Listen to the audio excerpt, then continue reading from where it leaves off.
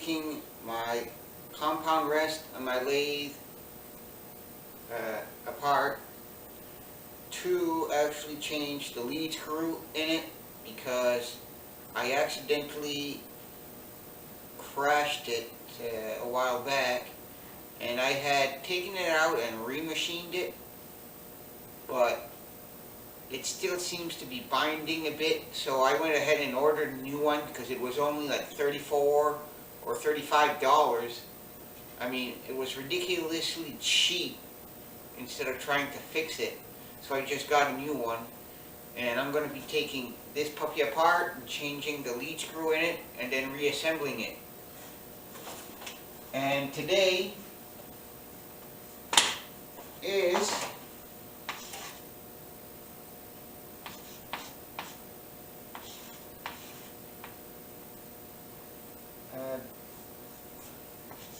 April 7th or 8th, we're Sunday, and it's, as the clock shows right now, it is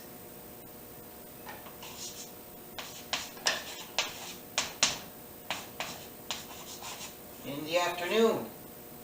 So,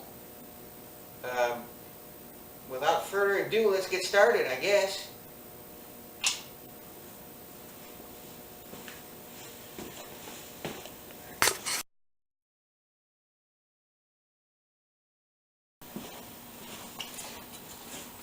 Got to get some tools. Gave you a different camera angle there.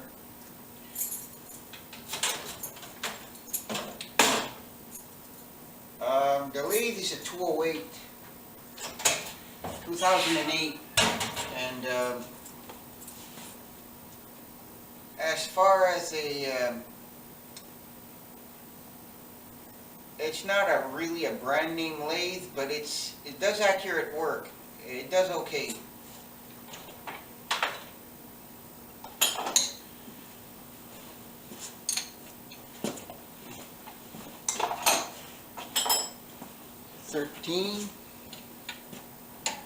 Gonna start off by taking the this is the compound rest, and this is the cross slide, I believe. The lead screw's in the cross slide. The compound rest is where you put your tools in. If I didn't get that wrong, I think that's what it is. Today might be a quick video because it's not that difficult to change.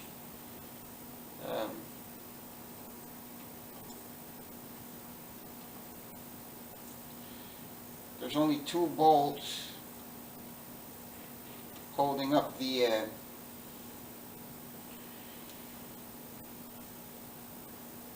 compound rest, and see, this comes off as an assembly.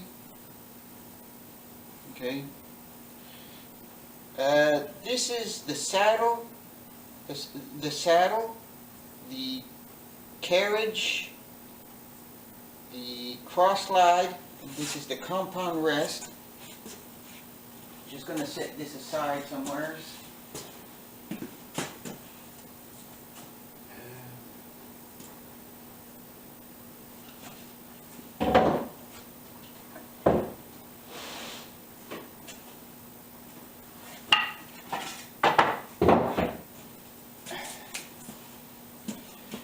And if you're not careful, these things actually fall into underneath the saddle. The saddle. So this is the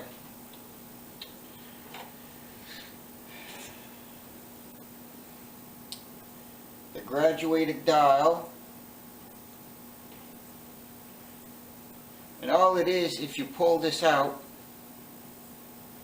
this way, there's your dial, and it's held in there by this tension on this leaf spring right there. And I might be re-lubricating that because it seems a little like there might be condensation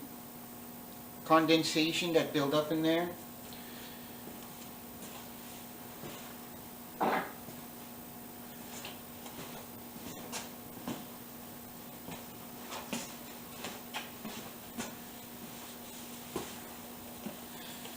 there's a flat bearing. This is the key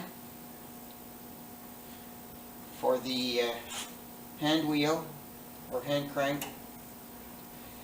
These are flat washers for backlash.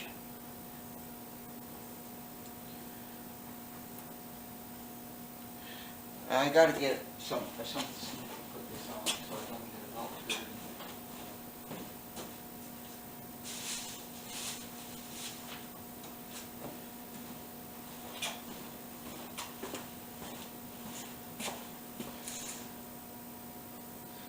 It's always good to keep your parts clean.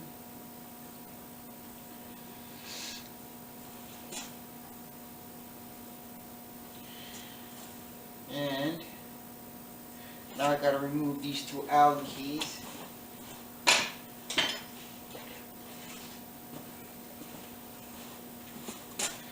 I'm pretty sure it must be metric. And I'm right, it's metric.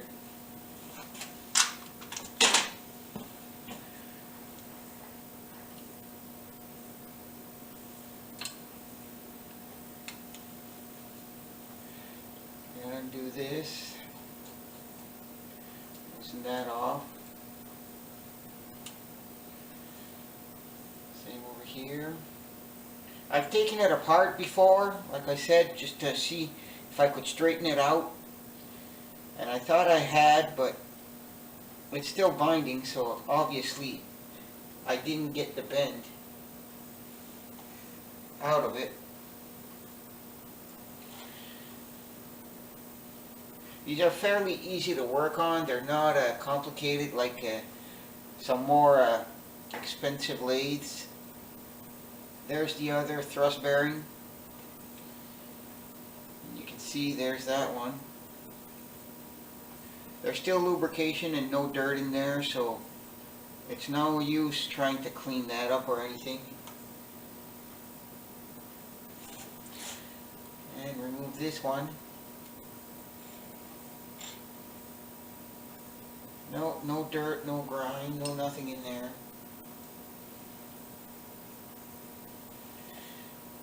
And see this?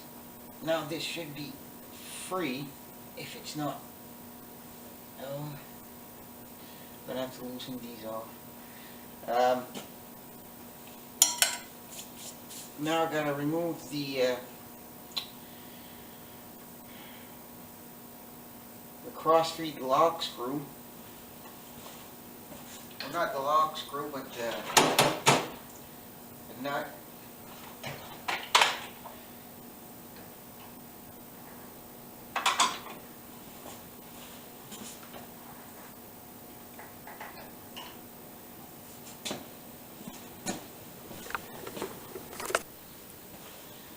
So now I've got to unlock the cross slide from the cross nut.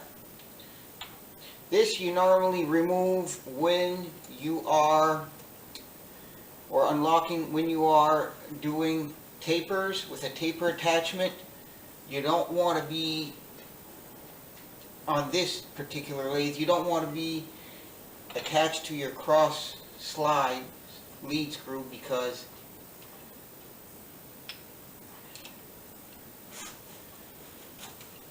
it's got to move freely. It's got to follow the angle of that taper attachment. And this one didn't come with a taper attachment. I made a homemade one that I attached to the back of the ways. It just clips onto the back of the ways, and I adjust the taper on that bar, and that's the taper that's going to end up on my piece that I'm machining.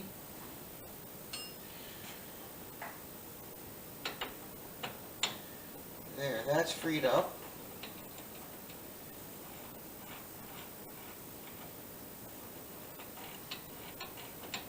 Okay, now I want to loosen up my gibs so I can remove that.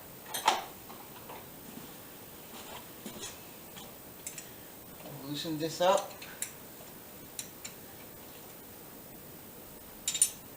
The gibs on the side here.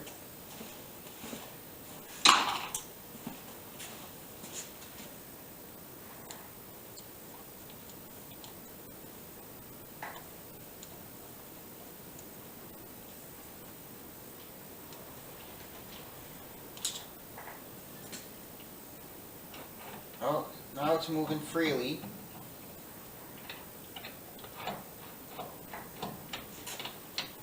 So, if I unscrew this all together, I should be able to just lift it out of there.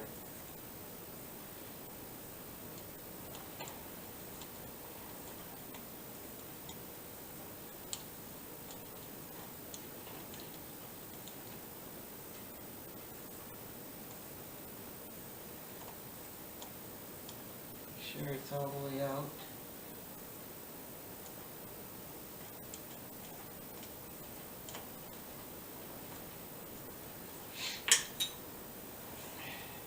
I don't know if you want to get a better view of what it looks like in there.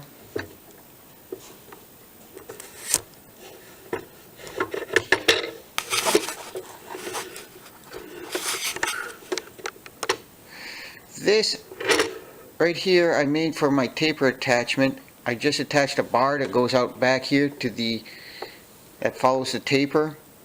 And there's my lead screw right there. And underneath here, right here, is the gear that's fed from the carriage from the lead screw that goes to the gear change. It's just a forward and reverse box. It doesn't change the feed speed for that. I have to do that manually with gears. Change gearbox. I don't have one on this.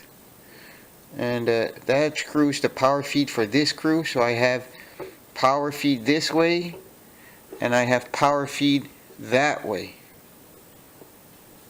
Okay. And there's a better view of that.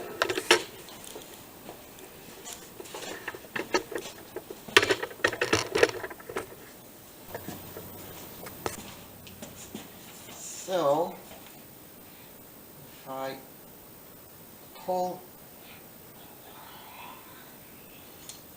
gib out,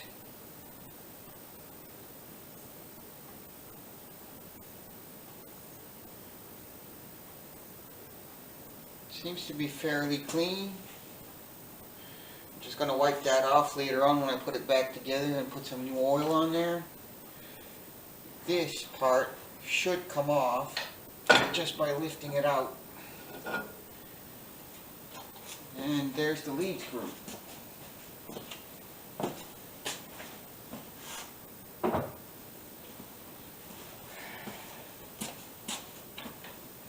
And on the nut on this machine here, I can adjust without having to re-thread this. If I want to get the slop out of this or the backlash out of the nut, it's made out of brass, but it's an Acme thread, but it was sliced at the end like 1/4 of an inch and put 2 screws that I can tighten that together. By doing so, I take out the slop or the backlash out of this right there. And to actually extract this now, I'm not sure if I just have to pull it out or I have to unscrew it all the way through. Oh, and I'm going the wrong way with it.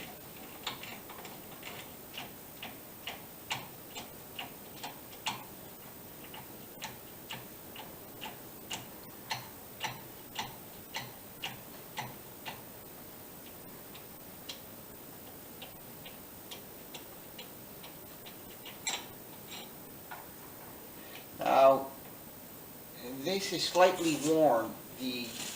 I may have to readjust that piece there. This is the new one.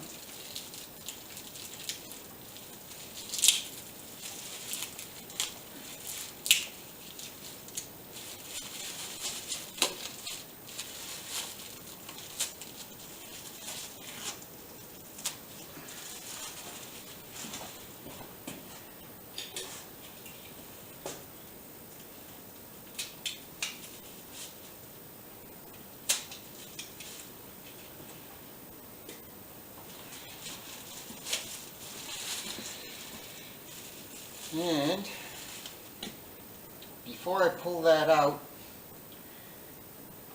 I'm going to make sure it's clean. Just going to blow it off with the air nozzle.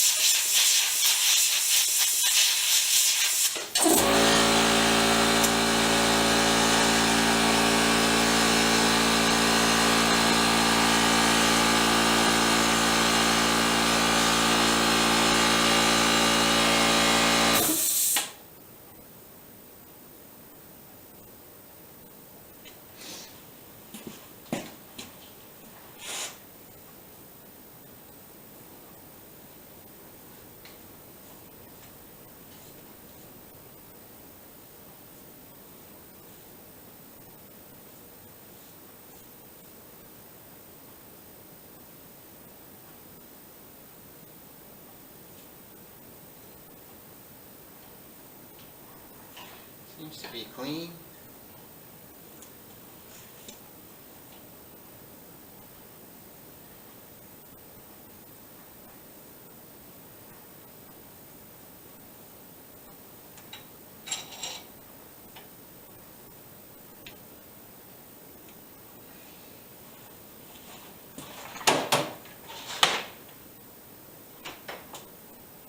This may need a little persuasion to remove.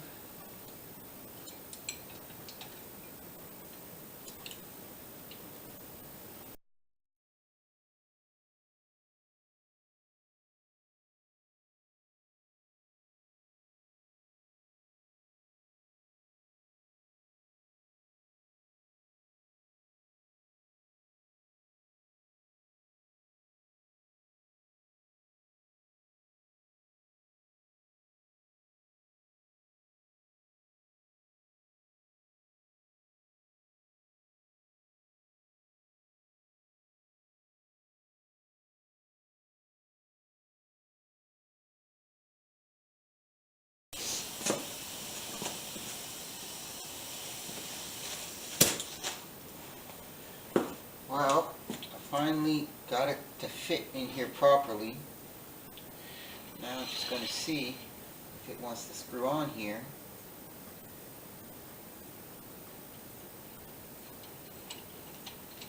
And it seems to be screwing on without too much difficulty.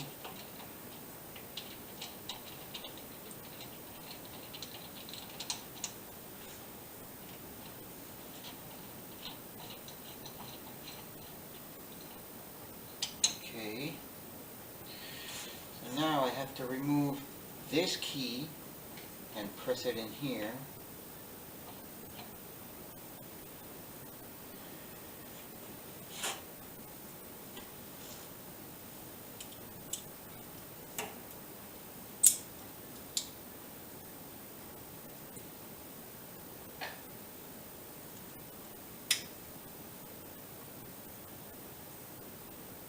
And I may have to put it in the vise and tap on it a little bit to get it out.